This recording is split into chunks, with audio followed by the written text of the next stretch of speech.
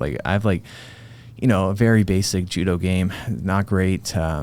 But I think that would improve it immensely because I know, what techniques are available. Like I know, I know how to do foot sweep. I know how to do uchimata. I know how to do osotogari and stuff like that. But actually setting it up is where I kind of run into issues. And that's how they set it up. So yeah, that's something I want to get better at. I like when you teach it in class, you always prioritize your training partner's safety.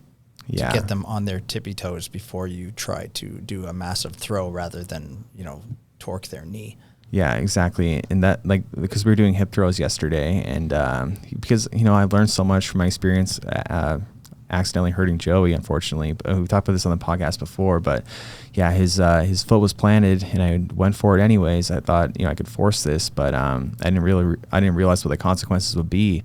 But now I do know what they are, and now I like to stress that so much, and I stressed it so much last night. Every time I teach hip throws, do not do this if their foot is planted. You need to get them on their tippy toes, and then you show them how to get them on the tippy toes, and then they're safe takedowns, because it's just cringing otherwise seeing people go for hip throws that don't prioritize that, because I know what the consequences can be. So that's something that's very important to me. I think that every instructor, as they're teaching, they should also point out the danger of the techniques, because not all techniques have dangerous aspects to them, but many do. Many are safe if done safely, but then many are dangerous if not done safely. And I feel like it's so ignored of teaching people the safety aspect of it, and I don't really get why. Yeah, you always do that, especially with quote unquote dangerous techniques, like say heel hooks, where if you do crank a little hard, you can fuck somebody's knee up for months and maybe even a year if it's bad enough, right? If they need new ACL or something like that. Yeah, I find this in general, a lot of people go really hard on submissions, from other gyms. This is something I've noticed big time, watching YouTube videos or just going to other gyms. But our gym, because I preach it so much, everyone is pretty slow in their approach of actually finishing, and that's the way it has to be. You can go fast to lock in the submission, that's no problem, but to actually finish, if you can do it slow, you can do it fast. And if you can do it slow, you gain understanding of control. And there's just so many benefits of finishing slow, and there's zero benefits of finishing fast. So I don't get why that's not preached as much as it is, because people get hurt all the time because the person went too fast, too hard. And then, they might be thinking, oh, I should have tapped sooner, whatever. And maybe they blame themselves, but that should never happen. That should not be part of jiu-jitsu. People should never get hurt from submissions. They should only get hurt, and they shouldn't get hurt, but the only reason they should get hurt is freak accidents, things that were just, they zigged when they should have zagged and just created this freak accident that's really unfortunate. But, a submission is not a freak accident. It's a negligence. No, I was showing a heel hook the other night at our gym, and I put my Yuki in a heel hook and I put it on, and I was trying to explain to my guys, look, the finish here is the last piece. What matters is the control. So I'll put the control on with the legs, and I'll leave my hands, and I'll be all right, to the guy I'm doing it to, be try and get out, try and move. You give him 5-6 seconds. He's I'm not going anywhere. I'm I don't have to crank this submission fast. I have all the time in the world, because this guy's not going anywhere. He's completely controlled.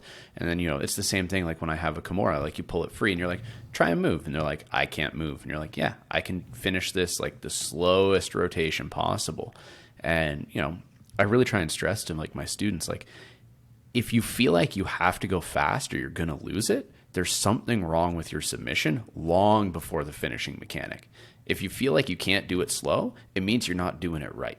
So we got to go back and fix it. And I think that's a big problem is, a lot of gyms, oh God, I'm going to get myself in trouble here.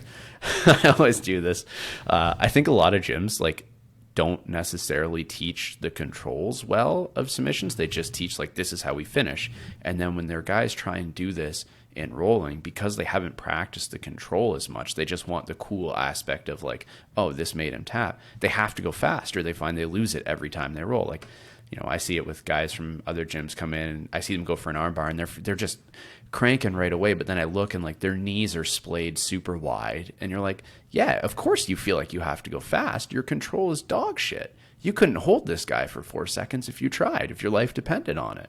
So of course that guy's cranking nice and fast. It's the only way he's ever going to finish anything. But if we do it all right, like knees are pinched, everything's in the right spot, my grips are good, I can put you in the armbar and hold you for 2 minutes if I wanted. You're not going to go anywhere.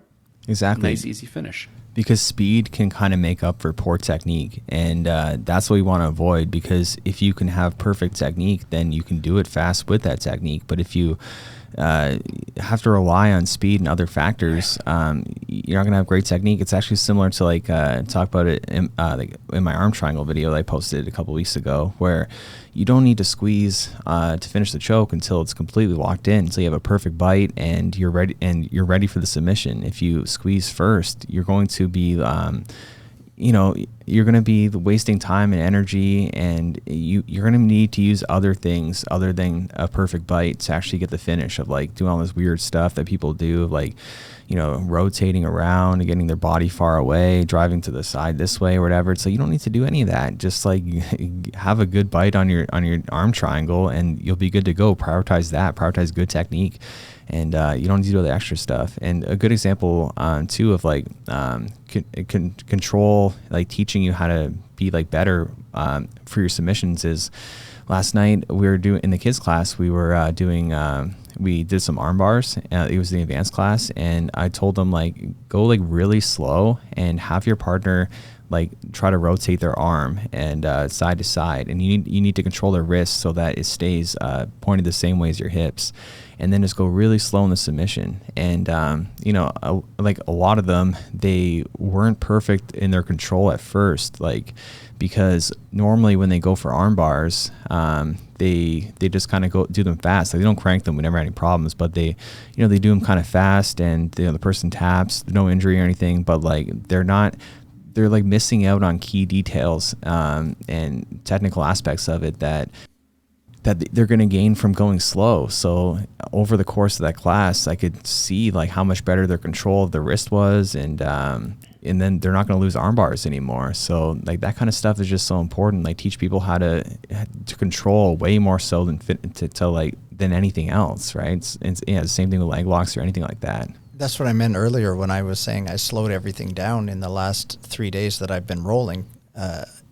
Exactly what you just explained. I have had better technique, sharper technique, and I've learned that if I can do it slow like that, I'm doing it properly.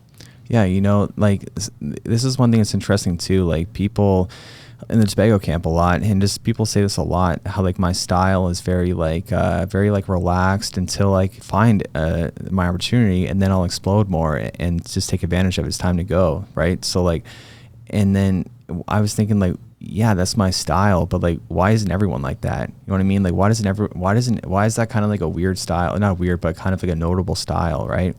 Because why try to force things that aren't there? Why not be relaxed? Why waste energy doing this and that?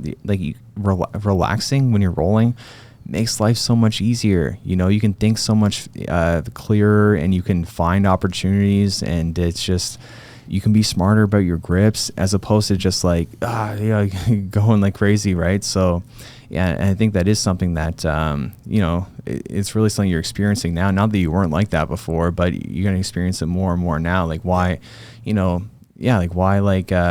this effort in now? Just relax, and then here's an opportunity. Now I'm gonna take it. Now I'm gonna use my energy. So yeah, that was something that was pretty cool. Yeah, 100%. It's gonna change my game for the better. I'm going to take this concussion and learn from it and make myself a better jiu-jitsu player.